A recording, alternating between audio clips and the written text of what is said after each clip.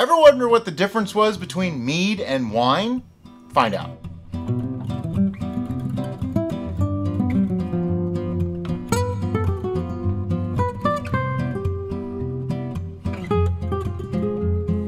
Hi, I'm Brian. I'm Derica, and today we're going to blind you with science!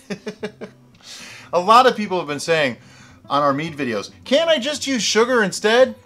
Well, you can. It just isn't mead anymore, but now it's wine.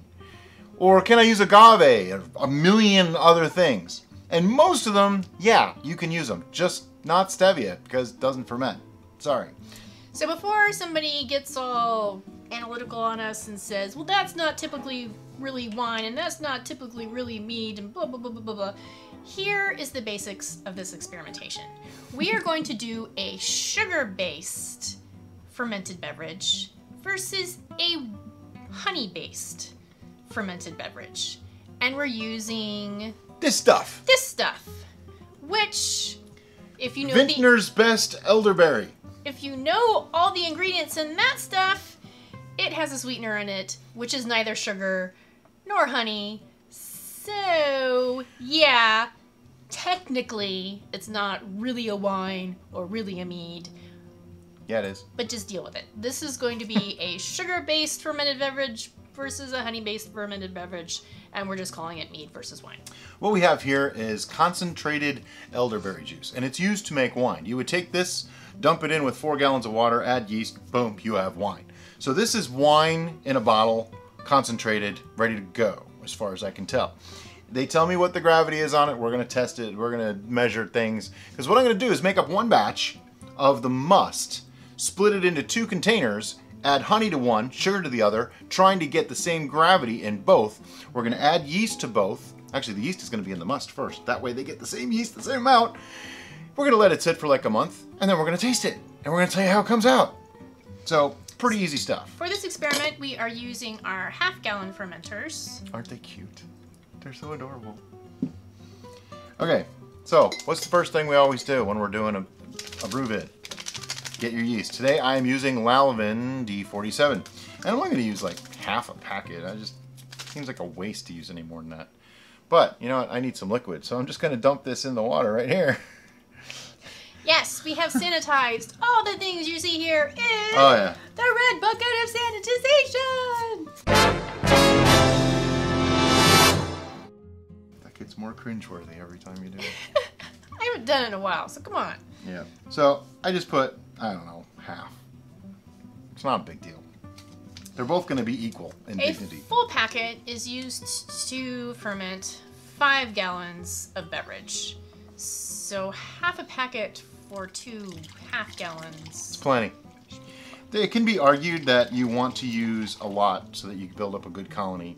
I agree. However, the amount of yeast that I'm putting in is nothing compared to what's going to be in here once the colony's built. So giving it 20% more or 30% more really doesn't change all that much. It's going to build up to 500% more, so no big deal. But I'm going to set that to the side.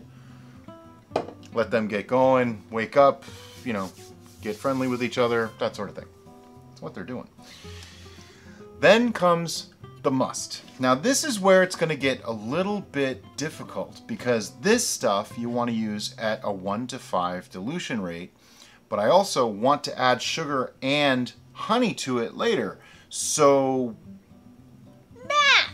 yeah, well, not so much math as I'm going to add it until I get it where I want it to be and go from there. So 2 quarts of water. So if I divide that by 5, that's 0.4 quart. Yeah, 0.4 quarts of this stuff. This is fun. All right, my big pitcher of water, and just drip half of it all over the table. If you're asking why we're sitting instead of standing, because I felt like it. That's why. All right, so I have some water here. Now I'm going to also use this to measure out what I need to do. So 2 quarts, if we're going a 1:5 ratio, that means this would be like the equivalent to the 4 gallons that they used to make this whole thing. So how much do I need? Bear with me. I'll figure this out. 0.4 quarts. So, you know what I'm going to do? I'm going to change their numbers a little bit, because if I go with exactly what they say, I end up with a 1077 gravity, which to me sounds really low for wine, and I want this to be like a 1.130. So I'm going to do half.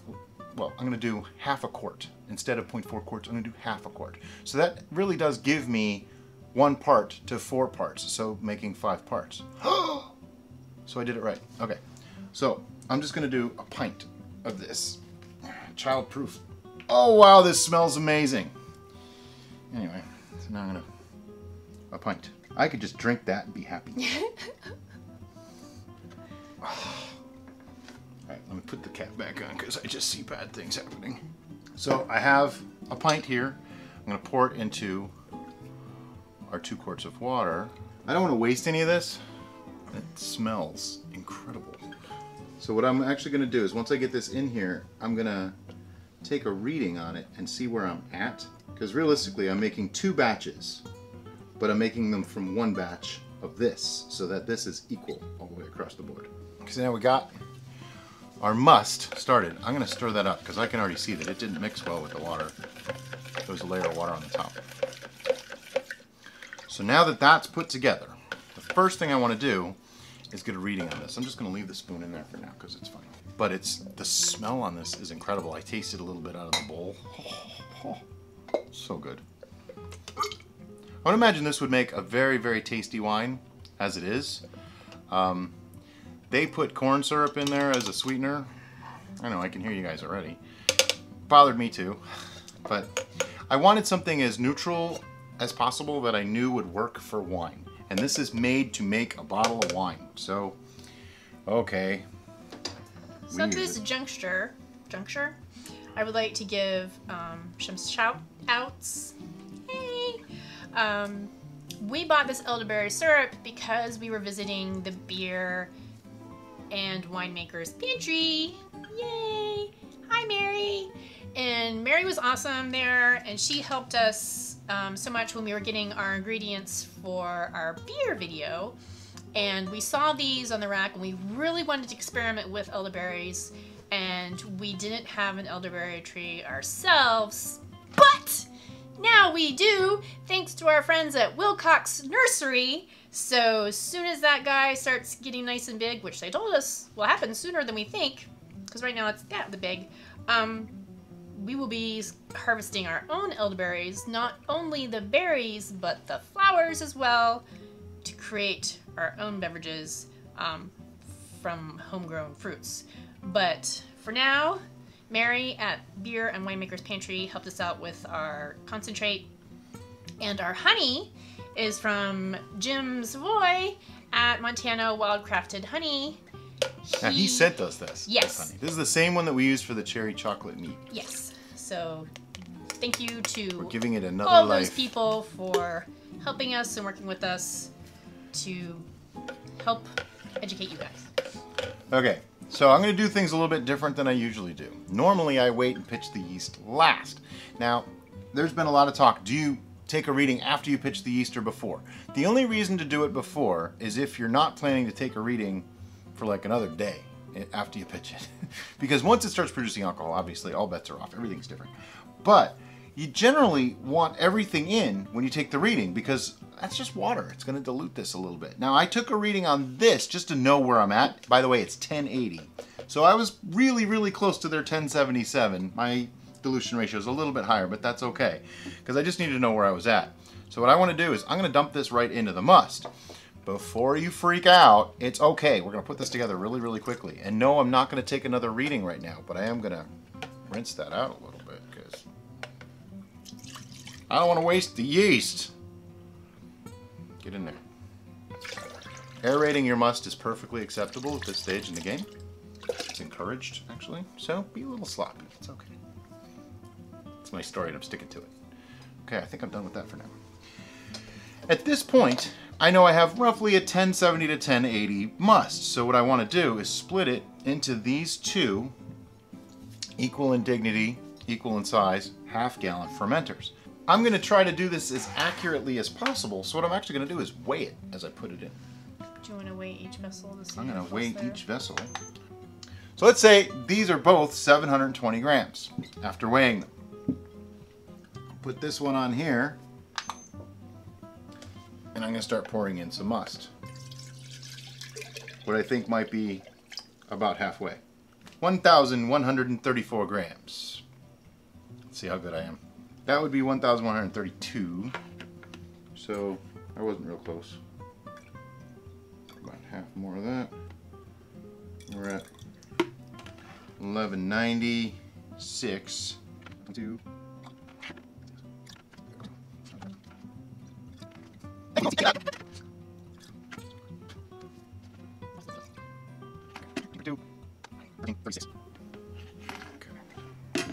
1332.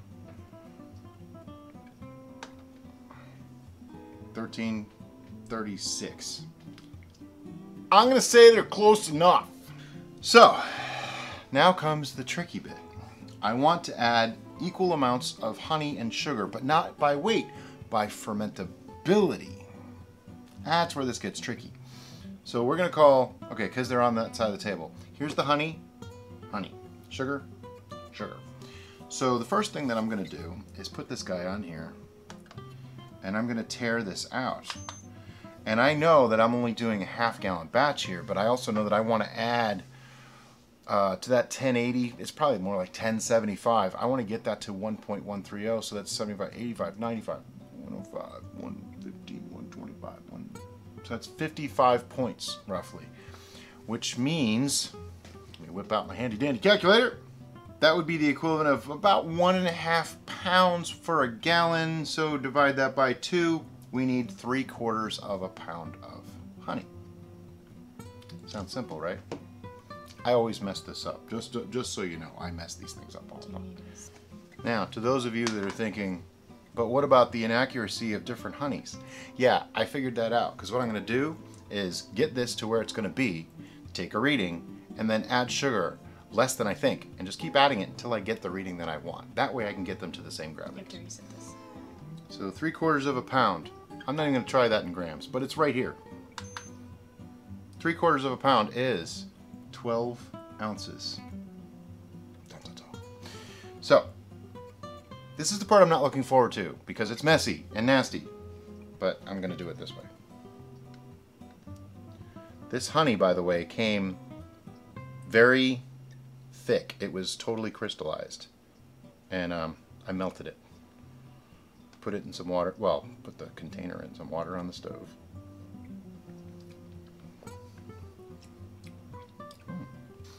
Alright, so now that we have all the honey in here, I'm going to mix it up.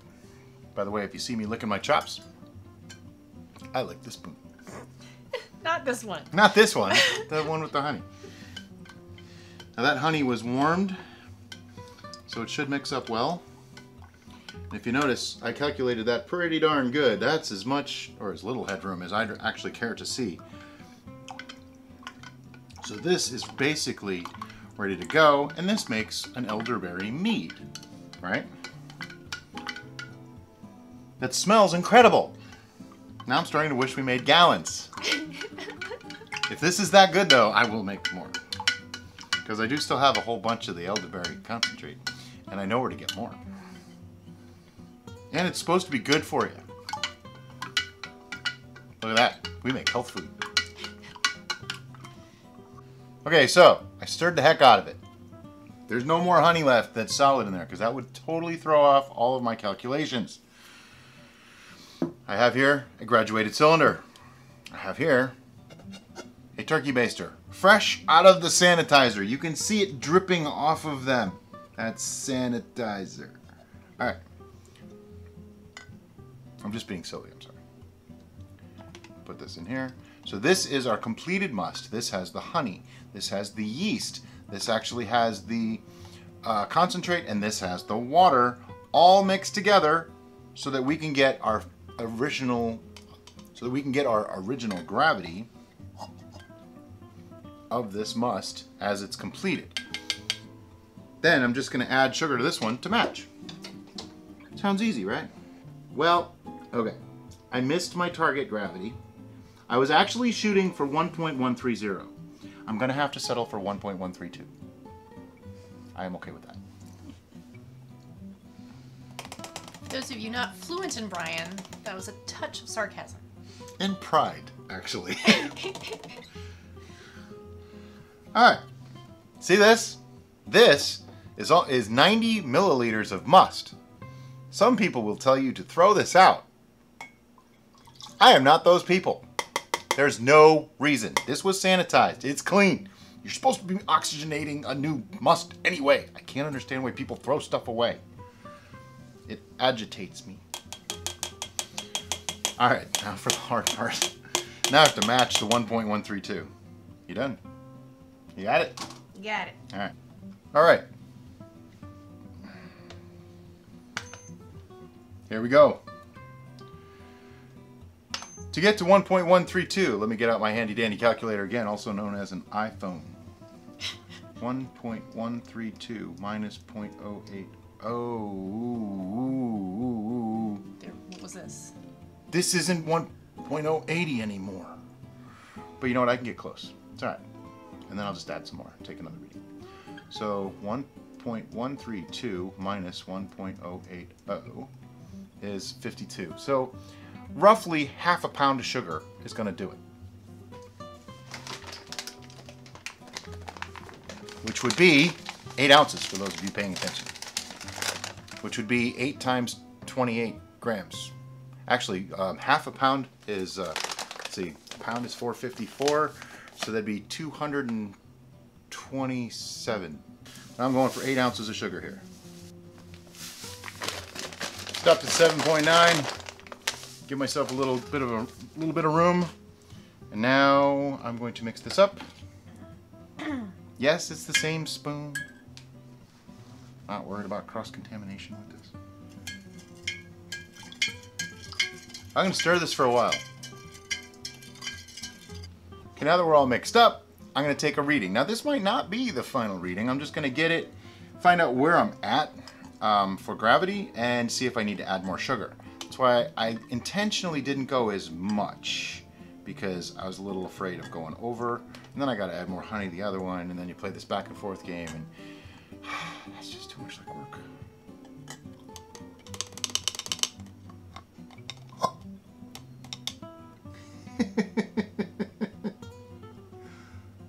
Oh, how much is 0.02? I'm checking this 3 times to make sure that it's not actually. Oh my God! Guess what? 1.131. Nope, it's actually 1.1. It's actually 1.128. So that's 0.04. Oh wow, that's like a tenth of a pound. I'm gonna put like a teaspoon of sugar in. I mean, that's really all it is. Yeah, let's do it. Okay. You want to think, or you want to? I mean, this is the same Oh stuff. yeah, don't worry about it. But it's not the same stuff because this will have more sugar in it.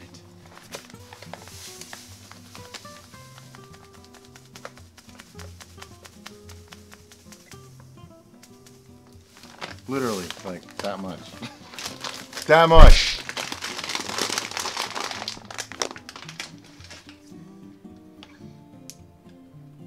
Again with the stirring. Now, I'm going to apologize in advance to those of you that thought this was going to be all scientific and precise. All I'm really doing is making one batch of product and using honey in one, sugar in the other. And that's it. I want to see for myself, because I've never actually done side by side of the same thing, making a wine and a mead from it. So I'm curious, how much difference is there? Is the mead going to be superior to it? I can't say. This isn't about which is better. It's about the differences between them. I'm expecting, obviously, a little bit of honey note to come through from the mead. And I'm also expecting the wine to be more drinkable sooner. But we're going to test them in a month, as we like to do. The expectation is that this will come out at about 15%. It should stop at about a 1030 gravity, which is right in a sweet spot. Sweet spot, get it? For where I like my mead.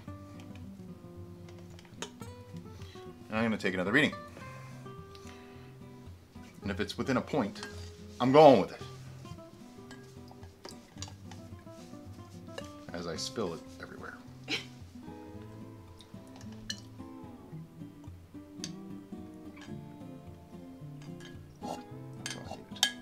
Alright, so we are now at, oh, be there. Yeah, 1031. I mean, it's bobbing at 1031 to 1032. I'm going to take it. That's close enough.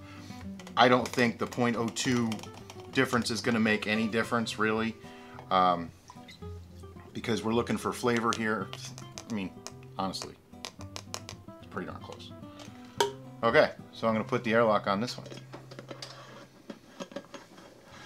I have to put it next to the sugar so that we don't forget which is which.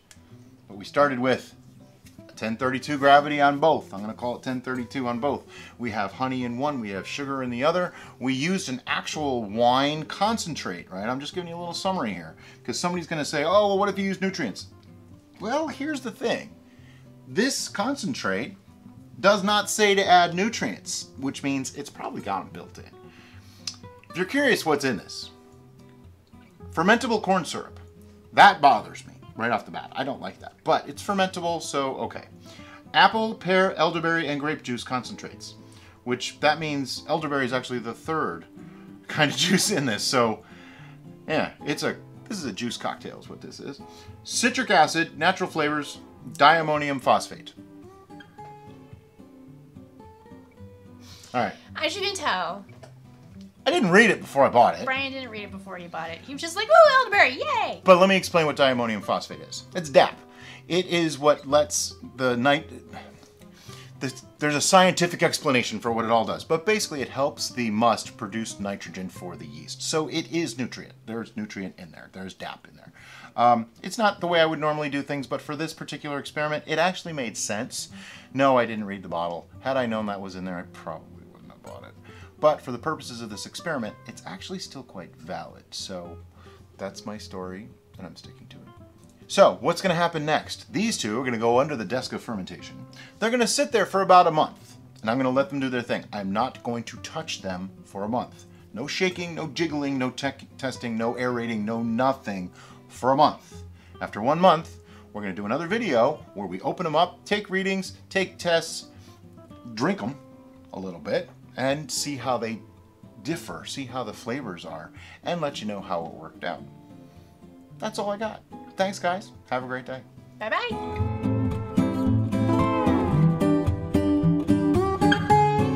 Ever wonder the difference between honey and mead? That was really dumb.